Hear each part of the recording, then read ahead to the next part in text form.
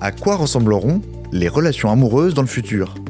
120 secondes vous présente FacTech, le podcast de Fabien Hofrechter avec le soutien de Capital, qui s'intéresse aux grands enjeux technologiques de demain.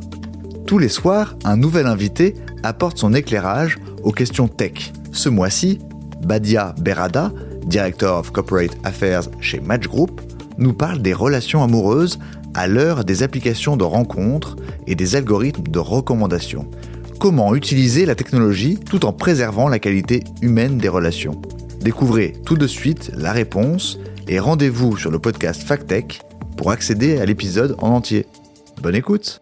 Je me demandais, est-ce que vous pensez qu'un jour, il sera possible peut-être de tomber réellement amoureux, je ne sais pas, d'une IA ? Alors je suis pas devin et ni là pour prédire l'avenir. Ce que je peux vous dire, c'est ce que nous on fait. C'est clair, c'est que on utilise l'IA pour faciliter les connexions, pas pour les remplacer. Et ce qu'on entend aussi de la part de nos utilisateurs, jeunes et moins jeunes, c'est qu'ils recherchent de l'authenticité. Que dans un monde où la technologie est très présente dans nos vies, c'est peut-être plus difficile qu'avant d'être vulnérable. C'est peut-être plus difficile d'avant de s'ouvrir à des formes d'intimité que les relations amoureuses peuvent demander. Mais nous, c'est ce à quoi on croit et c'est ce qu'on veut faciliter et rendre possible.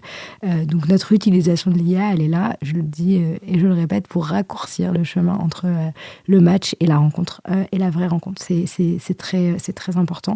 Et notre conviction, c'est vraiment que c'est à ça que doit servir la technologie, pas à la substitution d'une relation, pas à la substitution d'une émotion. Mais est-ce que je suis là pour dire ce que l'avenir nous réserve ? Non.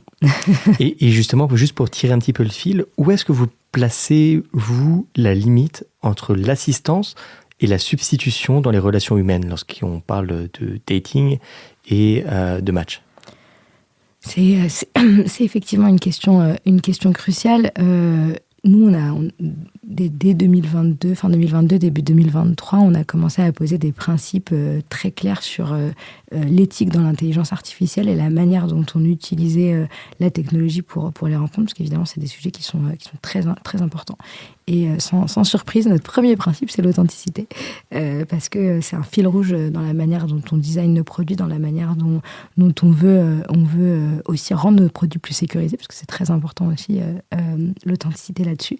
Et donc la limite aujourd'hui, on la place sur en fait la capacité à donner le choix à l'utilisateur final.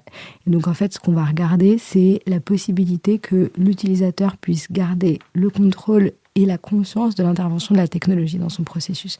En fait, ça peut pas venir se substituer de manière invisible, mais vraiment d'avoir cette possibilité de savoir quand est-ce que cet outil est utilisé et comment est-ce qu'il est utilisé.